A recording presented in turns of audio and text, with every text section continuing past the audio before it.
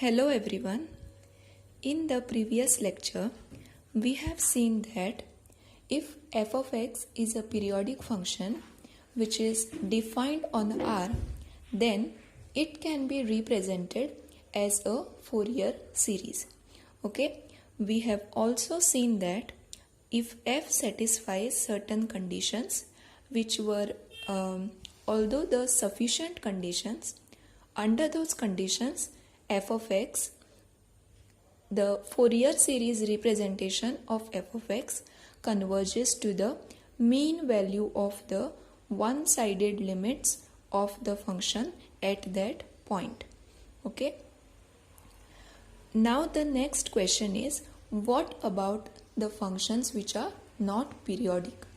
If f of x is not periodic, then it cannot be represented by a Fourier series over the entire line, because when we said that given a Fourier series expansion of the function over certain interval, suppose say minus L to L, or in our case we have considered it minus C to C, then in order to say that Fourier series expansion represents the function on the whole real line, we have used the notion of periodicity of the function f of x, and then we have considered the periodic extension of the function f of x to say that the given Fourier series representation will represent the function f of x on the whole of real line. Okay. Now next is, if the function is not periodic. If it is not periodic, then it may be represented in the integral form. Okay. So let us suppose say f of x has the following properties. The first one is f is piecewise smooth on the interval minus c to c, and value of f at each point of discontinuity is the mean value of one-sided limits f at x plus and f at x minus. So basically, at the points of discontinuity, the function f is defined as f of x plus f of x minus divided by 2. Okay.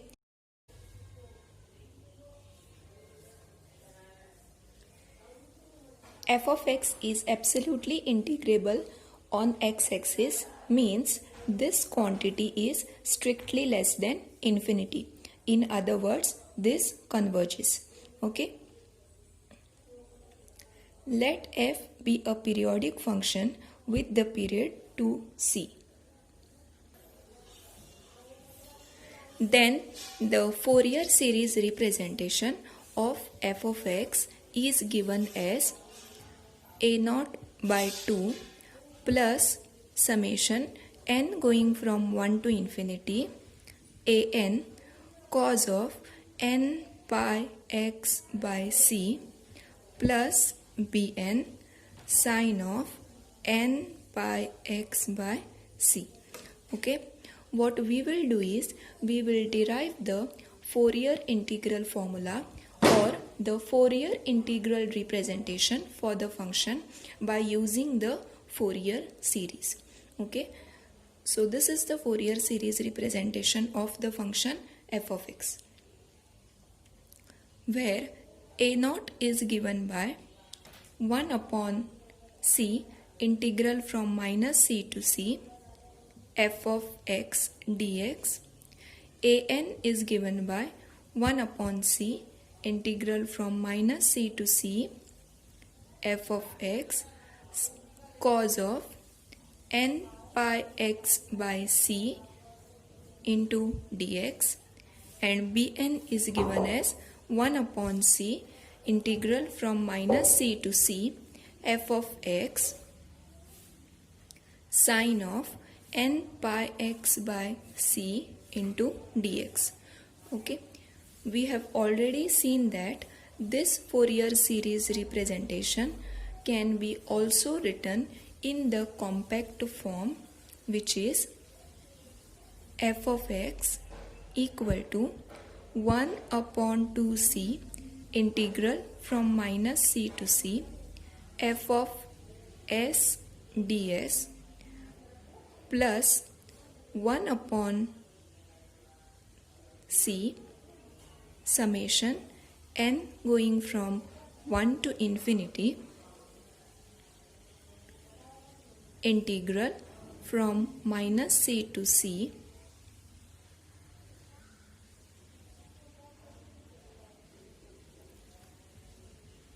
f of s cos of n pi by c into s minus x, and the variable of integration here is ds.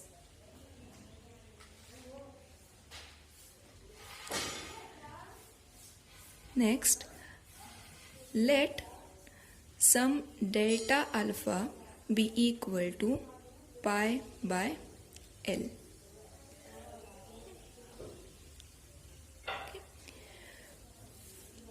Note that we want to extend our interval, that is minus c to c, to the whole of real line. That means we want to take this c to infinity. If we take c to infinity, what will happen is minus c to c will become minus infinity to infinity, because we will not be dealing with the periodic function but the function which is not periodic. Okay.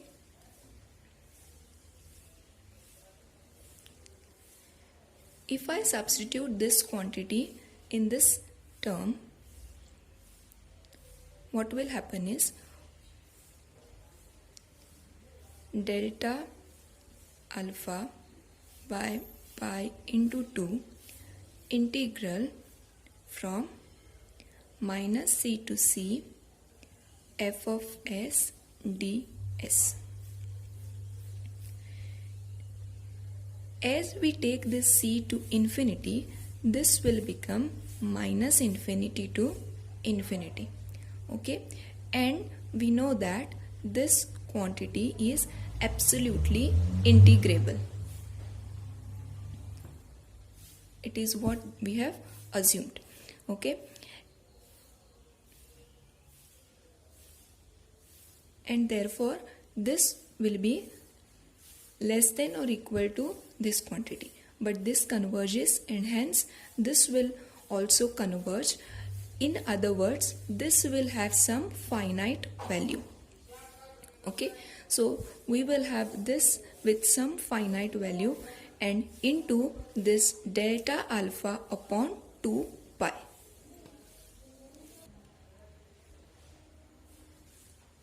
Also note that as this should be pi by c. As we take this c to infinity, this delta alpha will go to 0.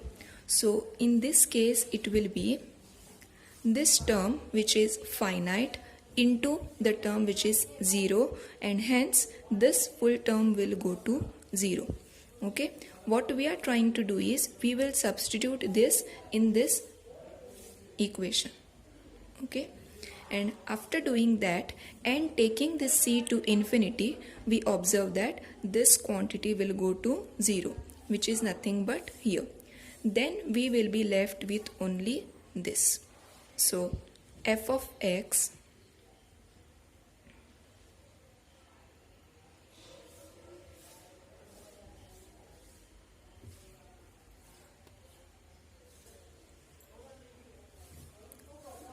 one upon c is delta alpha by pi.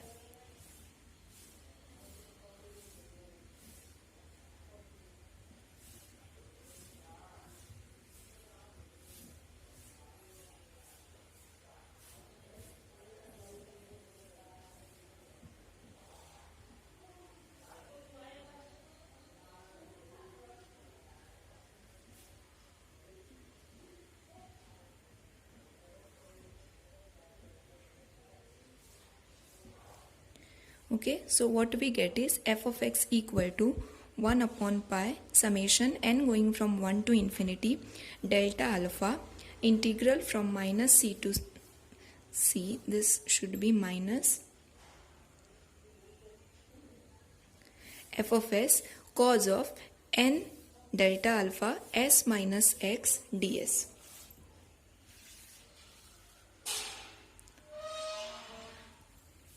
If we consider this summation and we let this c go to infinity, then this sum is of the similar type that we consider in while defining the definite integrals. Okay, it is also called as the Riemann sum for definite integrals as this c goes to infinity. Under certain manipulations and with some appropriate conditions, what we can do is we can write this representation as 1 upon pi integral from 0 to infinity and integral from minus infinity to infinity f of s cos of alpha s minus x ds d alpha. Okay, so basically this d alpha and this integral from 0 to infinity is in accordance with this summation. Okay, the theory of Riemann definite sum we will not be discussing in detail, but for now you can assume that under some appropriate conditions this expression can be written in this form, and this is called as the Fourier integral formula.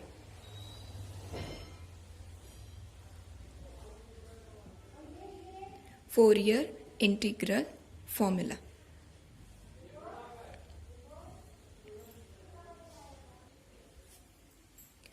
This Fourier integral formula can also be written by writing separately the terms of cosine and sine, like the same way how we write Fourier series. Okay, this can be done by splitting this term, that is cos of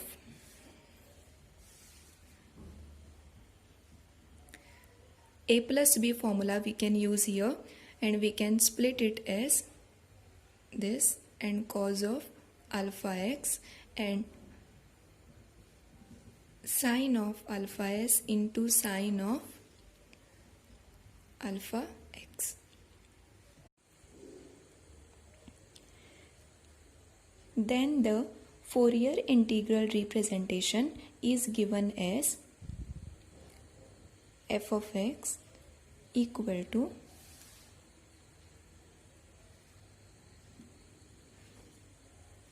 integral from 0 to infinity a of alpha cos of alpha x plus b of alpha sine of alpha x d alpha, where a alpha is equal to 1 upon pi integral from minus infinity to infinity f of x cos of alpha x dx. B of alpha is 1 upon pi integral from minus infinity to infinity f of x sine of alpha x dx. If you get confused with the notation s, x and alpha, because in both the places we are using x and alpha, you can replace this by some s, okay, or maybe t. Now this representation looks very similar to the Fourier series representation. Let us look at one example.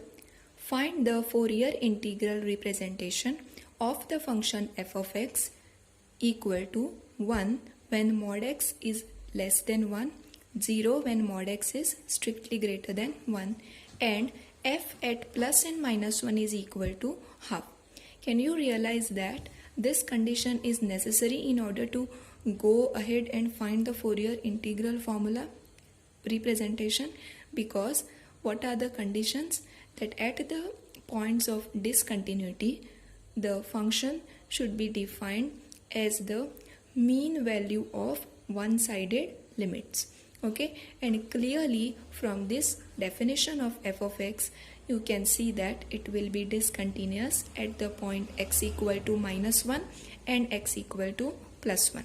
Hence it is defined as 1 upon 2 at those 2 points.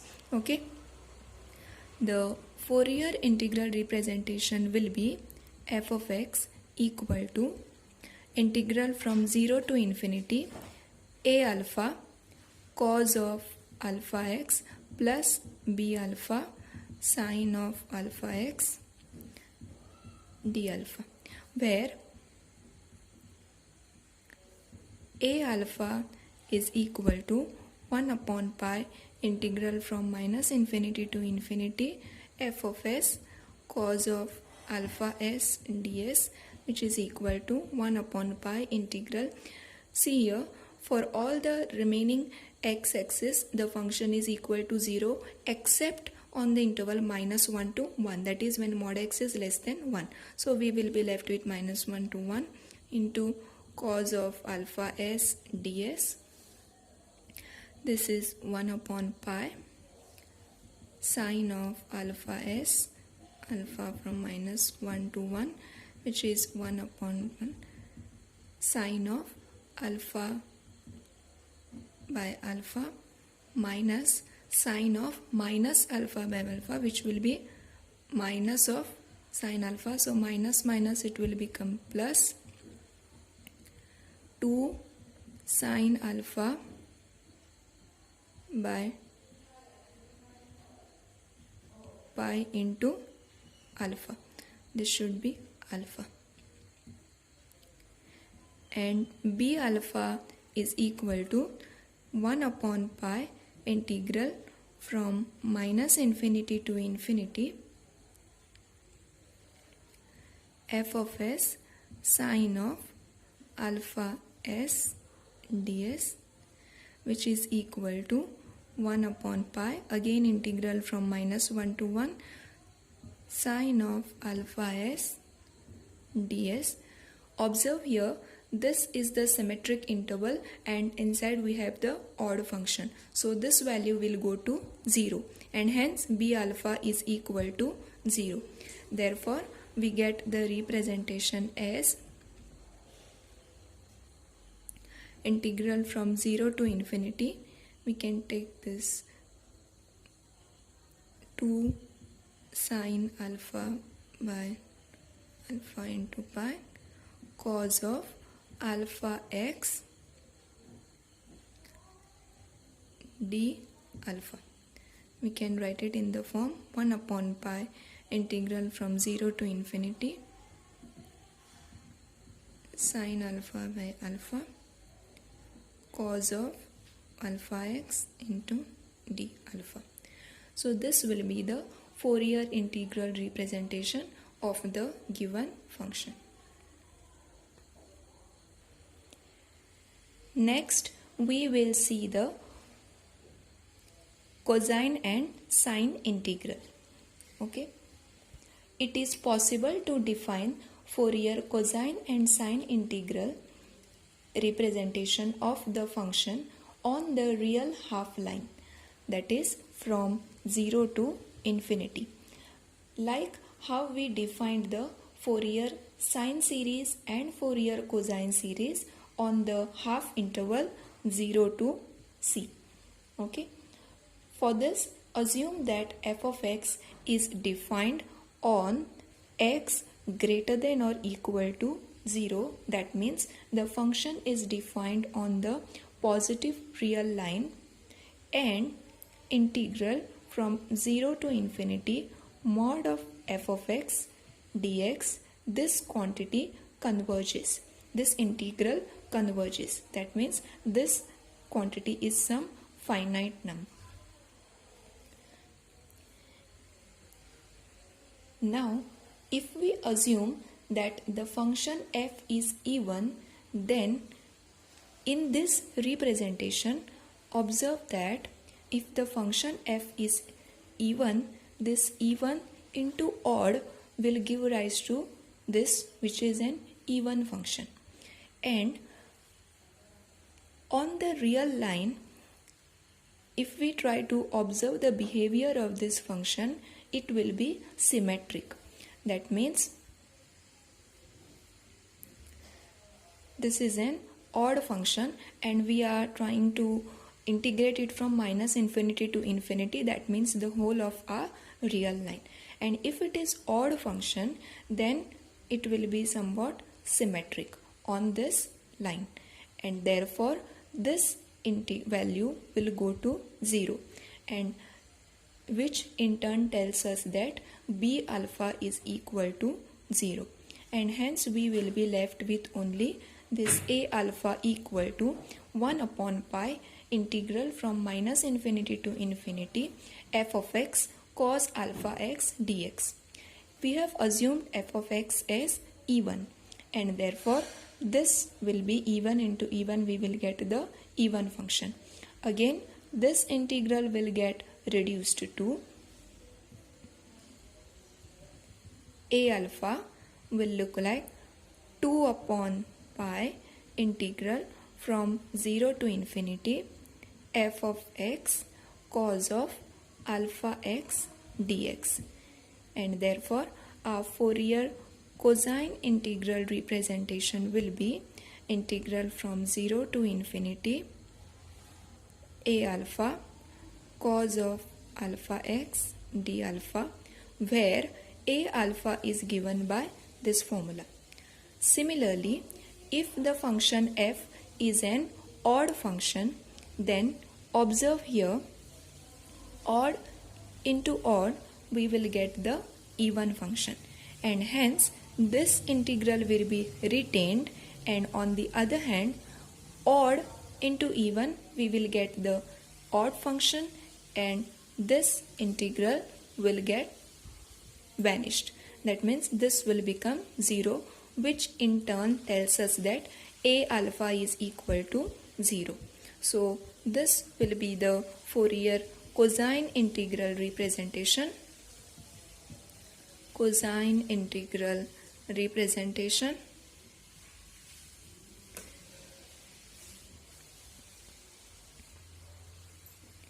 And Fourier sine integral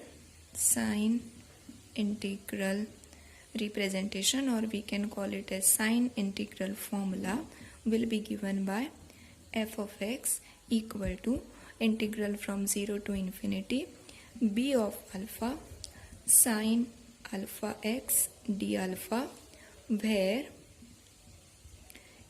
b alpha is equal to 2 upon pi integral from 0 to infinity f of x sine alpha x dx.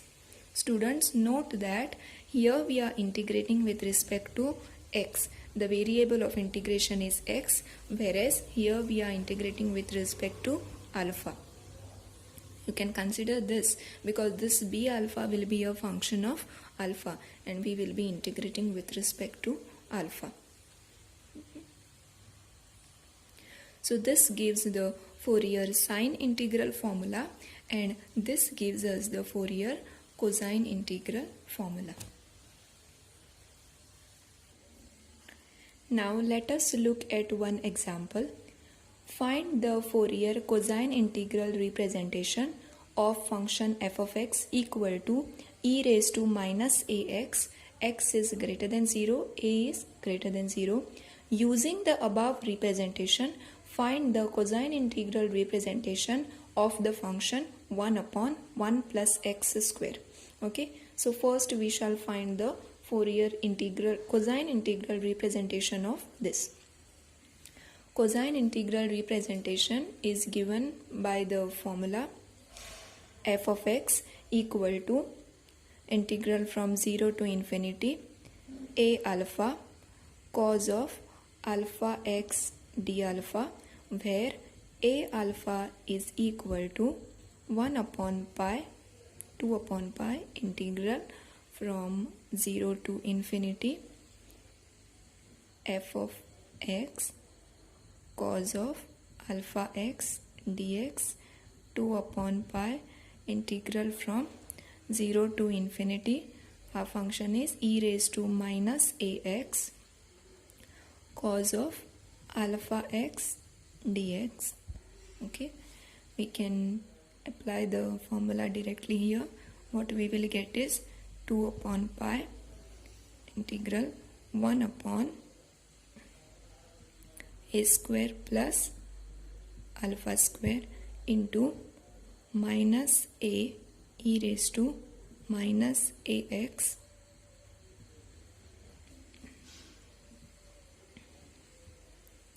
cos of alpha x plus e raised to minus ax sin of alpha x, and this will be from 0 to infinity. Okay, so it is 2 upon pi a square plus alpha square. This is a constant term, we can take it outside, and what will be left inside is, if you observe here, this will be minus a cos of alpha x divided by e raised to ax.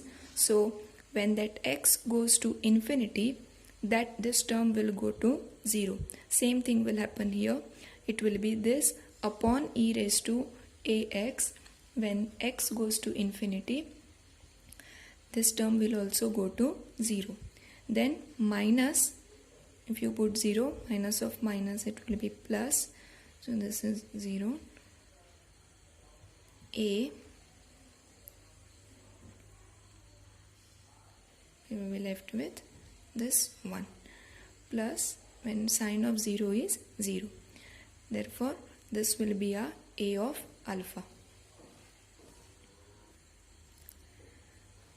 The Fourier cosine integral representation will be e raised to minus ax equal to 2 upon pi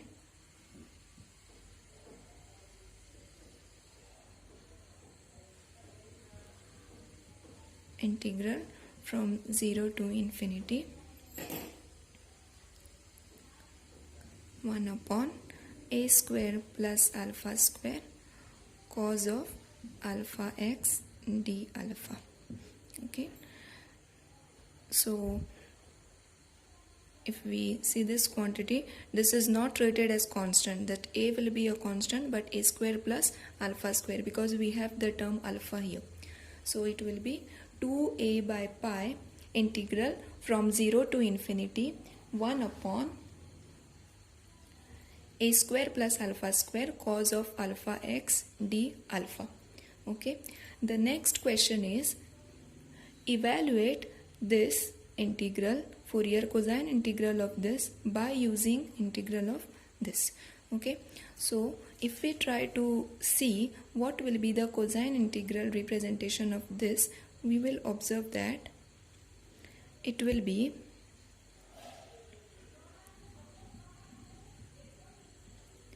integral from 0 to infinity a alpha cos of alpha x d alpha, where that a alpha will be 2 upon pi integral from 0 to infinity 1 upon 1 plus x square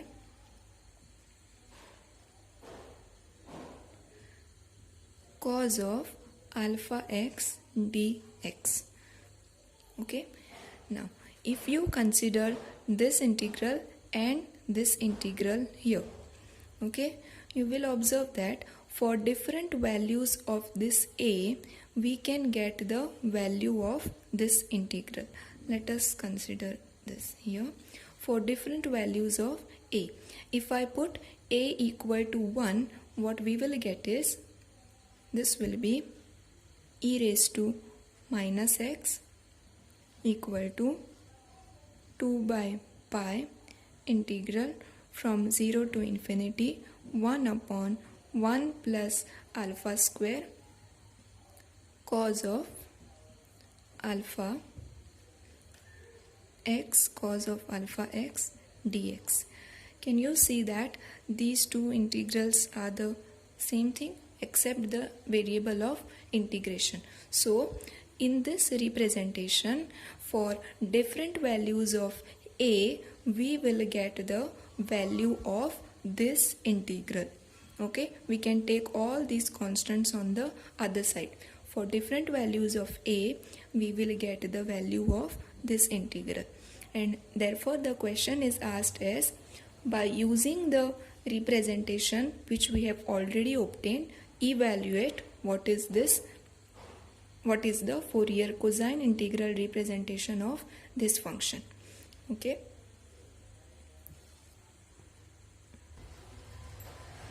Therefore, what will be the value of this integral? It will be nothing but pi by 2 into e raised to minus x, which is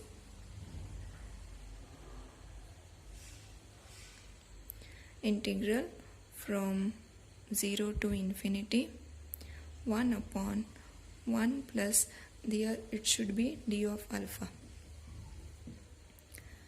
plus alpha square cos of alpha x d alpha. Okay, so value of this integral is this. Therefore, we will substitute this here. We want to find the value of this integral. So it will be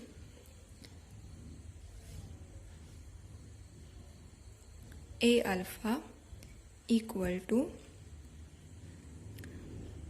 2 upon pi. This is in terms of x, so we will be left with alpha. So it is pi by 2 e raised to minus alpha. Okay, so as a alpha is e raised to minus alpha, so you put this e raised to minus alpha here into cos of alpha x d alpha. This will give you the Fourier cosine integral representation for the function 1 upon 1 plus x square. Let us see one more example. Obtain the Fourier sine integral representation. It should be sine integral representation of the function f of x equal to 1 when x is between 0 to b and 0 when x is strictly greater than b. Notice that at f, the function f at b is given to be 1 upon 2, which is the mean value of the one-sided limits. Okay, the Fourier integral representation is given by sine integral representation is given by integral from 0 to infinity b alpha sine of alpha x d alpha, where b alpha is 2 upon pi integral from 0 to infinity f of x sine of alpha x dx. This will be integral from 0 to b, because on the remaining portion it will be equal to 0. So we get 1 into sine of alpha x dx, which is equal to 2 upon pi minus cos of alpha x by alpha from 0 to b. So this is 2 upon pi minus cos of alpha b upon alpha, minus of minus, it will be plus 1 upon alpha. Therefore 2 upon pi 1 upon alpha minus cos of alpha b upon alpha. This is the b of alpha. If we substitute this here, what we will get is f of x equal to 2 upon pi integral from 0 to infinity 1 minus cos of alpha b by alpha sine of alpha x d alpha. And hence this is the Fourier sine integral representation of the given function.